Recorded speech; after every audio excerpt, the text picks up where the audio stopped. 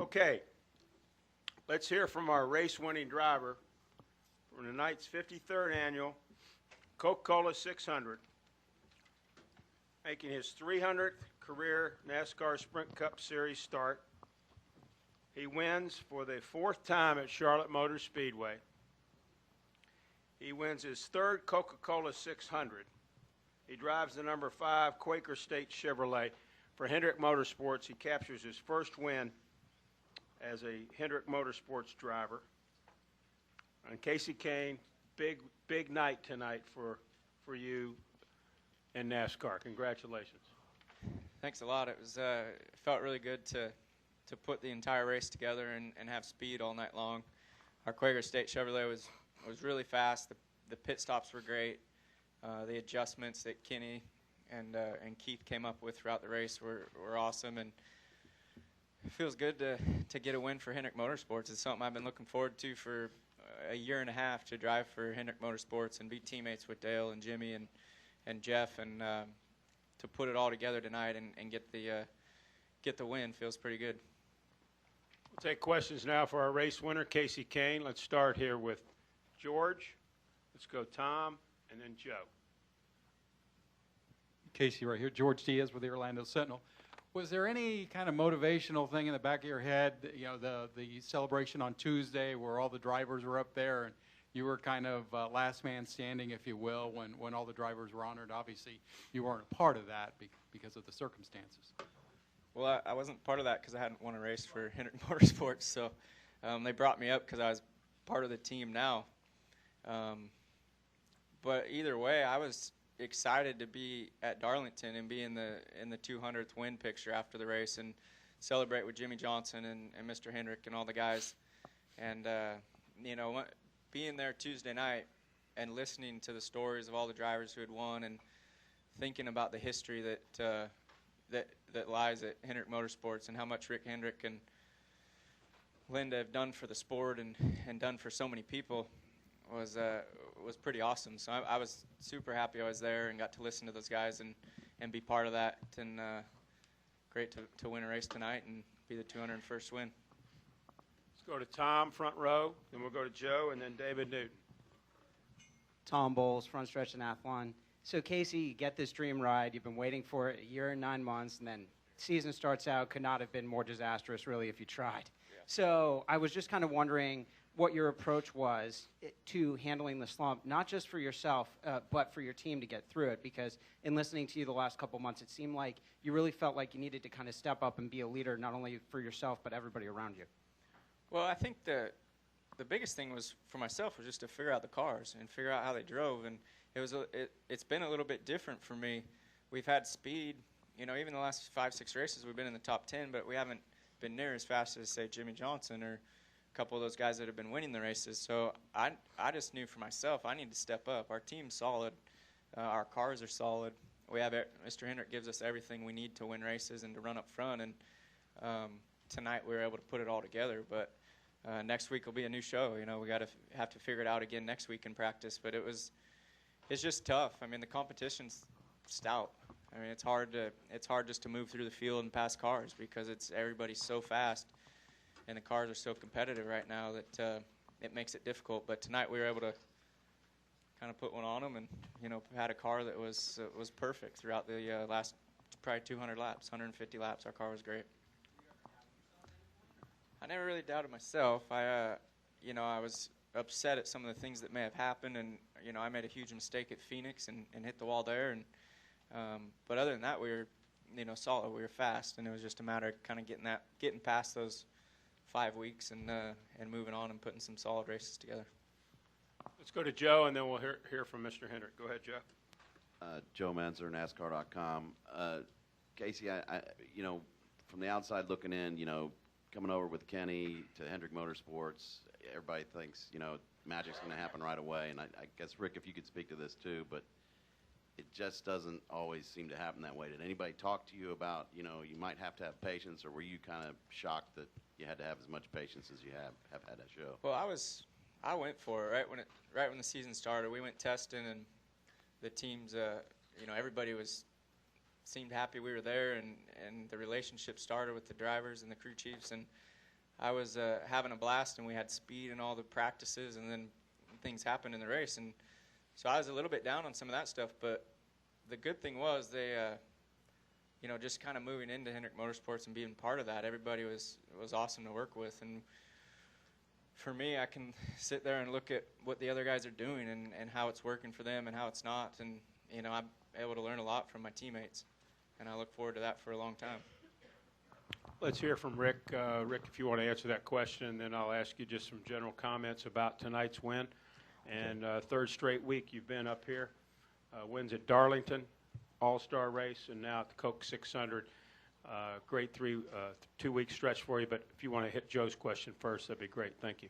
Yeah, I said this in our media tour that I thought that we had the best balance, and I was excited about the year, the way Kenny fit in, and we knew how Kasey, you've seen Kasey, I've seen Kasey drive, and knowing that if we give him the equipment, he ran so good everywhere he's been and over at Red Bull. And he got in the car and he did the same thing here. But he and Jeff both have had just rotten luck. I mean, I don't think I've blown a motor at Martinsville in 20 years. And he was sitting on the pole running second, and we lost a motor. I mean, it was like he said at Vegas, last lap, third or fourth, and Matt crowds him into the fence. And it's just been Daytona run all day, and then we get swept up in a wreck running in the top 10. It's been, but I've been doing this long enough to know if you have speed and you can run up front, you're going to win races. But if you're running 20th and you stretch gas mileage and you end up with a couple of 10th place finishes, you're not going to win running like that. So I feel like, and have felt like all along, when the luck would turn, these guys would win races. Rick, maybe just talk about win at Darlington, Sprint All-Star race, and now here the Coke 600. Like I said, it's been quite a couple of weeks for Hendrick Motorsports.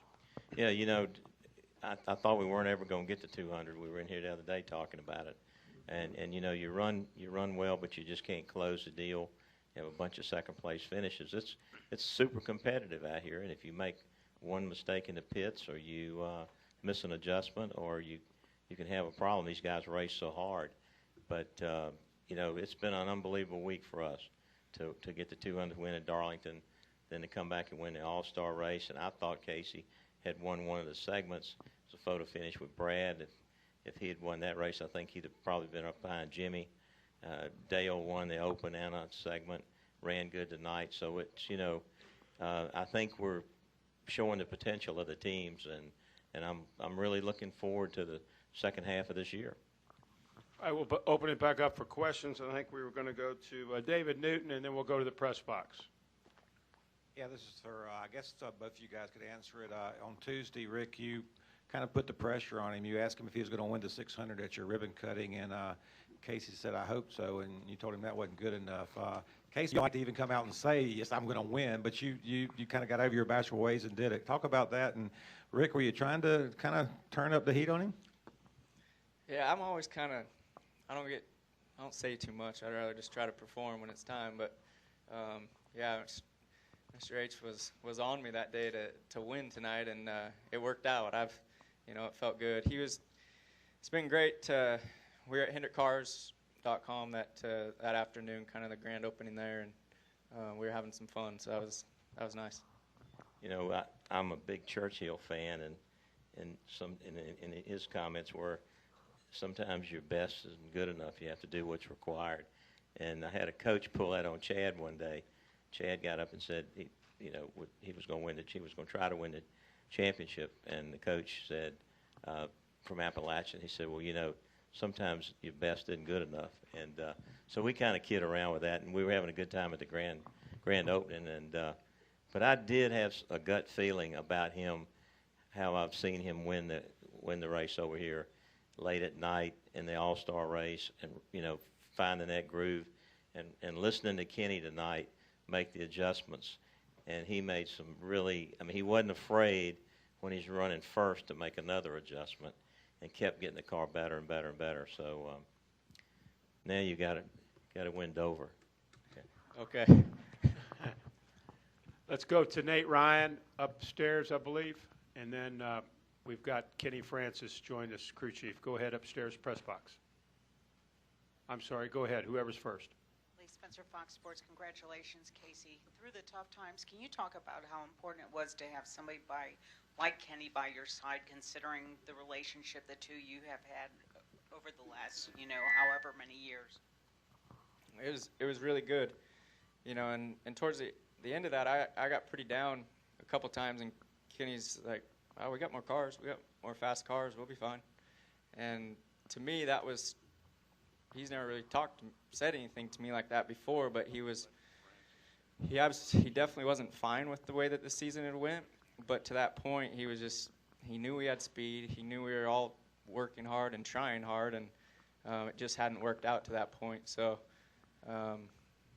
myself and Kenny have got along great for, I don't know, 5 years now, 5 years. And to work with him and to be able to kind of read each other and understand.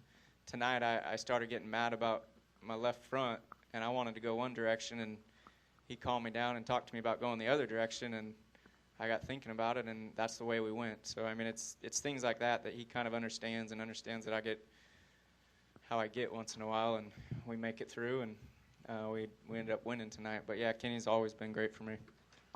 And speaking of Kenny Francis, he joins us now, the winning crew chief. Kenny, congratulations on the win tonight with Hendrick Motorsports. You and Kasey have had a relationship that has shown success, but it's got to feel good to win the Coca-Cola 600, driving that number 5 car for Hendrick Motorsports. Yeah, I can't believe it. To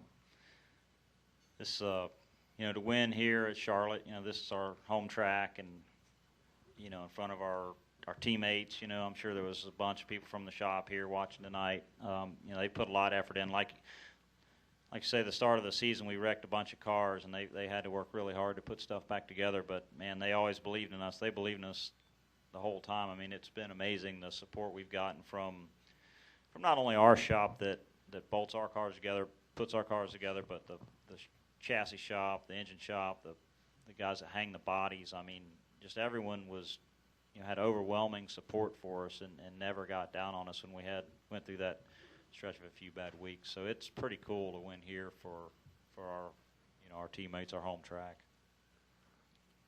Let's go back up the press box now for questions for the winning team. Go ahead.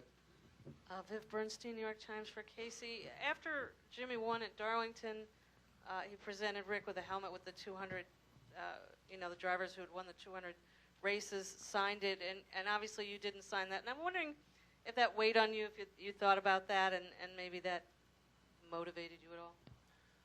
I mean, I wanted to win the 200th, and I think Jeff wanted to win it, and Dale wanted to win it. And when Jimmy won it at Darlington, I was excited. I was happy. I was just glad to be in that picture and glad to be part of Hendrick Motorsports. And as much as Jimmy Johnson's done over the last 5-6 years is, I think he was the deserving guy to win the 200. So it was good. It was great to be part of that. And but yeah, I just know that the cars and the people that we have and that Mr. Hendrick gives us is everything capable of winning, everything that we need. So we just need to figure out how to do it. And myself and Kenny, we've been off a little bit at times this year. I've been off just trying to get the balance in practice, and but we keep working at it and keep talking about it. And tonight we finally put it together, and it all started yesterday in practice, and we felt like we had a good car and we're able to kind of do it right tonight. Let's stay in the press box. Go ahead. Questions? Nate Ryan, USA Today. For Kasey, I know your team owner there is joking a little bit about winning every week, but you're 15th in points with a win, and there are still 2 people ahead of you outside the top 10 with wins who are occupying the wild card spots at the moment for the chase. So do you feel like to make the chase, it's still going to take at least another win? And do you still have any thoughts of maybe trying to crack the top 10, or is it pretty much a wild card? I think it's tough to say, but we're just going to stay after consistency, and for the last 6 weeks we've moved up in the points each week. So it's we've been going in the right direction and doing things right, and we're just stay after that. I feel like if we just keep doing what we're doing and hitting on things like we have been, to me, Hendrick Motorsports has been as strong as anyone since the start of this year, and just the last 3 weeks, we've all, we've been able to put some wins together. So, we're going to try to get more wins, and if that's the way we get in, that's great. If we race into the top 10, then that's awesome too. We'll take one more in the press box and then come back downstairs. Go ahead. Monty Dutton, Gaston Gazette. Kasey, I just like sort of accentuate the flip side of what my colleague just asked, because the fact is that 15th place with 12 races during the regular season, 42 points out of 10th place is not overwhelming given the number of races left, and the fact that you have a win, which is a key to unlock the chase in another area. So in two important areas, you may not be in great shape, but you're in considerably greater shape than you were when the race began. Yeah, absolutely. We've, the win's really big for us to make the chase and to keep moving up in the points. I don't know. I guess we're 15th now, so that's good. But yeah, you got to win. You have to win to make the chase, and if other guys do in the top 20 and win more than one, then we'll need to win more. So we just need to stay after it and keep doing the things we've been doing. But as a team, our pit stops have been getting better each week. Our cars have been getting better for race day, and that just goes to communication and working together, and we're going to keep doing that same stuff. Let's come back downstairs. We'll take Genevieve, Bob, Greg, Mike, Joe. Hi, Kasey. I'm curious, with what happened tonight, you had a pretty bad pit stop with, I think it was Carl Edwards that pinned you in or something like that. Could you explain exactly what happened and if that put fear into you to think that maybe you're going to not finish well because of that? Yeah, well, we were running really good, and the car was fast at the time. We came in for 2 tires, and Carl was pitted in front of me, so he was further back. So as the jack dropped for me, I went to take off, and he came in, so we both hit the brakes so we didn't run into each other. Just slowed us down. We fell back to 6th place. There was no contact. And at that point, we were kind of the last car on 2 tires. So Kenny was a little bit nervous that the cars behind us on 4 would get by. It went green, and I was able to drive to the front. So we just had a really good car, and we were able to work our way out of that. But that's all it was. It ended up not being a big deal, but it could have been a disaster if we would have hit. Let's go to Bob Pockris, and then we'll go to Greg Engel. Go ahead, Bob. Bob Pockris, Sporting News. For Rick, there was a time there where you had all 4 of your cars in the top 10 or top 11. Did you late until Jimmy's pit road miscue? I mean, did you feel that was any sort of sign that maybe kind of you guys are back where you want to be? Yeah, I felt it, and we've had several races that all the guys were up there, and until you finish that way, and I think we finished, wasn't it 11th? It was Jimmy was 11th. Yeah, that miscue, I think without that, I believe he could have been second. And I think looking at the lap times, no one was running with Kasey there at the end. But this sport, like I said, is so competitive, and you got so many good cars up there. And you look at guys that have a bad night. If you can get 4 cars in the top 11 in this sport today, you're doing pretty good. And all of them ran good at Darlington, and we were good at Martinsville, and so we've had good races. And I think the proof's in the pudding. We've got to finish. We just can't run in the top 10. We've got to get them all to finish in the top 10. Let's go back in the middle, back there. Greg, can we get him a microphone, please? Back midway. Greg Engel, NASCAR Examiner. This is for you, Kasey. Last time you were in here, you had swept both races, and a lot has gone on in your professional career since then. You were in here with Evernham, and now you're driving the Hendrick Chevy. It's got to feel pretty good because I'm sure, without diving into your personal life too much, it was probably pretty tough because I know there was a lot of turmoil with Evernham and not knowing, what was going to happen with the team. Now you're with the top team. You've now won with the top team, and there's got to be a part of you that's going to walk into, when you walk into the complex and walking in the shop for the next time, you go in there now as a winner. That's got to feel, you got to be, a little fist pumping and really happy about that. Yeah, I'm definitely happy about that. Next time I go to the shop, coming off a win, I mean, it'll be pretty special. It'll be pretty awesome to do that. The thing about the past is, myself and Kenny, and there's about 4, 5, 6 other guys, and we went through all that stuff together. And whether we were changing teams or winning races or losing races, whatever we were doing, we all stuck together. And we knew because we stuck together, we'd be able to perform pretty well everywhere we went. And we've always wanted more. We've always worked hard to get more. But now driving for Hendrick Motorsports, hopefully we can do better than what we've done in the past. But we stuck together, and maybe things didn't work out perfect at times, but we still were able to win some races and enjoy what we did. Let's go to Joe, and then David, and then we'll go back up to the press box. Joe Menzer, NASCAR.com. For Kenny and Rick, you touched on this a little bit, but Jimmy's miscue at the end, how was that kind of shocking given the team that they are, and does it just kind of speak to the nature of this race? So when you come to that last stop, you just can't make any mistakes. It's been a long night. Concentration has to be there, all that stuff.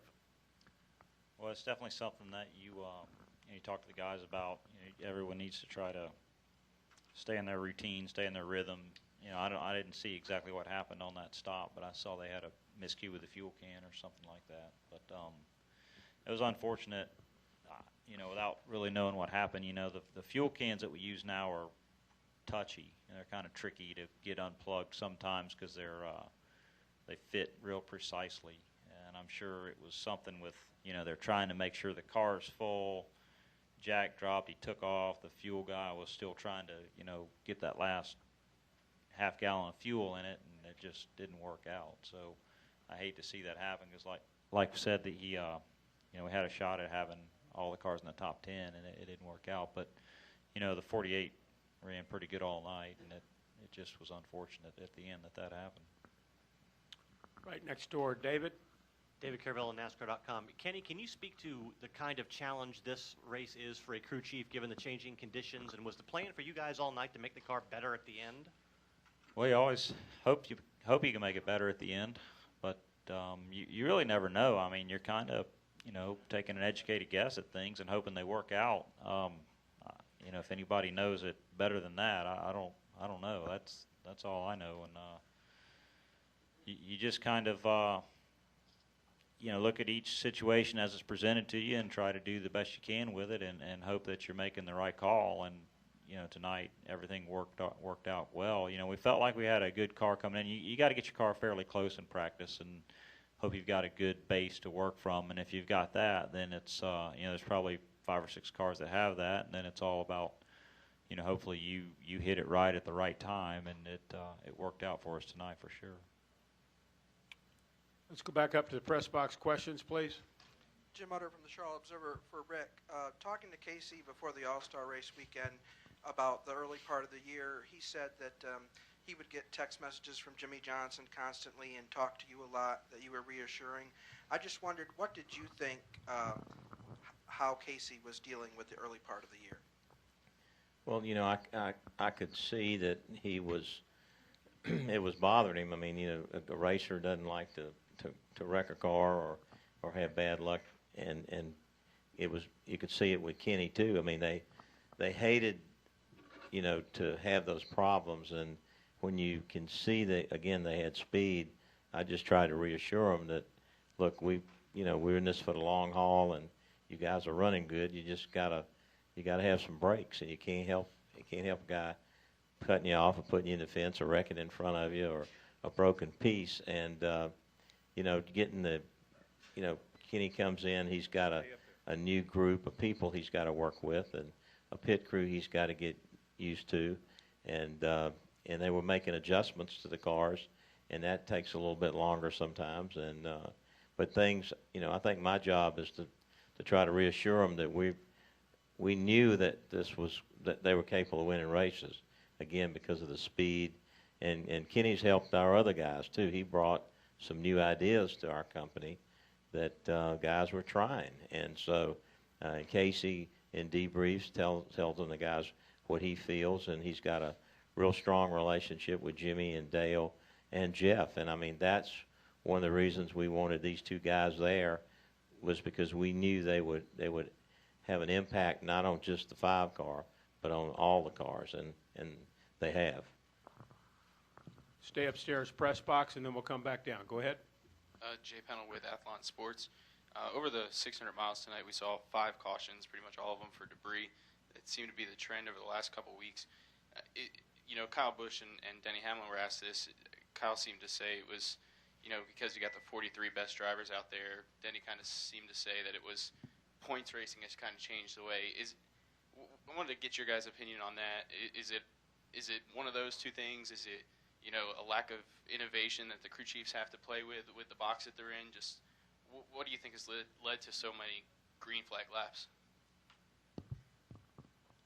I think myself personally, I remember when I came into the sport and just trying to figure out the cars and trying to keep up with the Hendrick cars and keep up with whoever was fast at the time, and I would overdrive my car and go past where you can have that stability and make it through the corner. And these days with experience, I don't do that near as often. I still can, and if I did, I'd hit the wall, and I've done that. But I think it's just experience and really good drivers and teams, and the cars drive awesome. The competition's so strong right now. It's just everybody's working really hard, and the drivers keep the cars under them. Tonight I could have spun out several times and got loose because I just went a little too far with the throttle. But I think you just get that feel. You get it. The longer you're in the sport, the better handle on the car you get. Any other questions in the press box? Let's come back downstairs here. Let's go Mike, Tom, and then Dustin. Mike Neff from FrontStretch.com. This is for Rick. Your leadership's been a hallmark of your organization for quite some time, and speaking with people in your organization, they really value your eye for talent. If you look back from win 199 to 200 and the ensuing weeks and the change in how everybody tonight, you almost had all 4 of them in the top 10. If you look at your organization from a 1,000-foot view, do you think everybody was pushing a little too hard to get that 200th win, and that may have been why it took so long to get to it? I don't think they were. Definitely the 200 win, we started talking about it way too early. We started talking about it right after, 199, and then I've never seen so many situations get away from us. And I think everybody wanted to win it. Everybody was thinking about what it's going to feel like when we get there. I know I did, and all the guys individually wanted to win it. And I think that was a little added pressure, and I felt a big relief after Darlington, and I think everybody did. And now we kind of move on toward the goal now, and has been really all year, to be prepared for the chase and try to get them all in the chase. And when you got drivers that want to work together, and crew chiefs that want to work together and respect each other.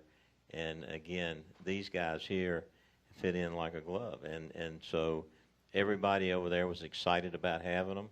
And when you see all the drivers came to victory lane tonight, it just shows that everybody's proud that crew chiefs came in and congratulated these guys. And it's a big team with 4 cars, and you have to work really hard, and I can ask them to do it and tell them they have to do it, but they got to want to do it and have to see the benefit in it. But it's, again, I'm just super excited and really thank these guys for the contribution they've made to the whole organization. Let's go next door to Tom and then to Dustin. Kasey, this one's for you. This is just kind of a follow-up on what Jay said earlier about the green flag racing. When Denny and Kyle were in here, they were talking about how last year a lot of people learned that you lose so many points because of a crash, and early on in the season they saw so many people lose points. So they were theorizing, okay, people are driving in a style so that they won't necessarily push it too much and get in that wreck that would cost them a lot of points. Well, you've been in that position this year. You got involved in wrecks that put you behind. And I wondered if that, A, changed your style a little bit after being put in that position, and B, if you weren't put in that position, would you have raced the first couple of races a little differently? Yeah, I think, you know, you just, I mean, you want to drive. Like, my thing, like, I always just want to drive as hard as I possibly can. You want to go as fast as you can, and that's, I mean, that's just kind of the mindset that I have. And your car controls how fast you can go, you know, and how far you can push it. And, you know, if I was to keep crashing or keep having issues, there's no way you're going to finish, make the chase or anything. So I guess we just, you know, you have to be consistent in the sport. It's how the points are. You have to be consistent. You have to finish races. And if you're crashing, you're not finishing, and you're losing points. So I don't know. I mean, the chase is what it's all about. Dustin, right here. DustinLongSI.com. Kenny, let me ask you this in relation to the question about the points. Obviously, you've had to study the points through the years. Is there really anything that's that much different from a couple years ago with the older point system? Obviously, if you don't perform like Kasey says, you're not going to get the points. I know there was a talk when this new point system came out a couple years ago that there might be a greater, might hurt somebody greater if you had those poor performances. Do you see that? And this climb up to 15th, has it been what it would have been like in any other point system, or has this been any more challenging or any more difficult? Yeah, I don't really study the points that close, but I think it's similar to how it used to be. You know, some of the details are different. You know, it rewards wins when you get in the chase a little bit more and things like that. You know, if you can win some races and you don't have enough points, you can still get in the chase. But so it might change your approach to some races a little bit later in the summer, maybe.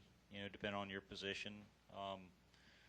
But the overall feel of the point system, I think, still very similar to how it has been in the past. You know, it kind of rewards consistency, and it's bad when you don't finish well. You know, when you have a bad finish, it hurts you pretty bad. You know, I don't know if it's right, wrong, or indifferent. It just is what it is, and that's what we work with.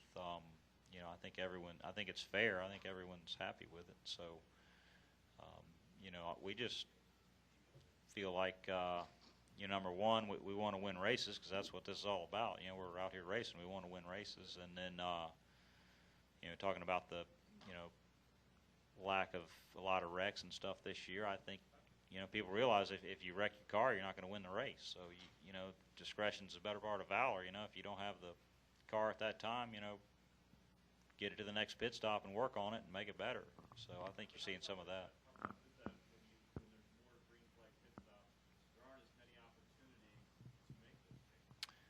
Well, I think, like I've said before, I work on the car more on green flag stops than yellow flag stops because on a green flag stop, the field's spread out. So if you take an extra couple seconds working on your car, you don't lose as many positions. Where if you do that under yellow, you lose a bunch of track positions. So under green, you might only lose 1 or 2 positions.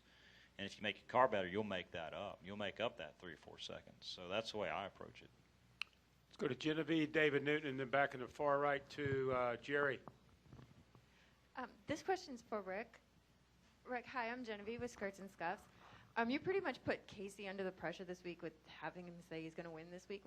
I'm curious about Dale Jr. When are you going to put him in that position, and when is he a lost cause? Or, I mean, he's doing really well this season, but he's going into his summer months where it's not always his best tracks. What needs to change? You know, I'm going to go back to what I said earlier. When I was kidding with Kasey at the grand opening, I mean, I've never demanded anybody to win a race because that doesn't work that way. And Dale is doing a great job. He's running the top 10 every week, and he might have a couple times he slips out, but he's in position to take advantage, and an adjustment here, adjustment there, a break here, a break there, he's going to win a race. I guess, you know, he's up in the top of the points, and it's been a huge improvement. He and Stevie here just getting better, and I think the win will come. But it's hard. I mean, you got a lot of great guys out there that hadn't won races this year that are champions, and so Dale's just under more of a microscope. But I'd say, look at the way he's finishing, the way he's running, and compare it to what we've been doing. You got to get to the place we are now before you're going to win races. So I think he's right there. 2 more questions, David, and then finish with Jerry. Go ahead, David.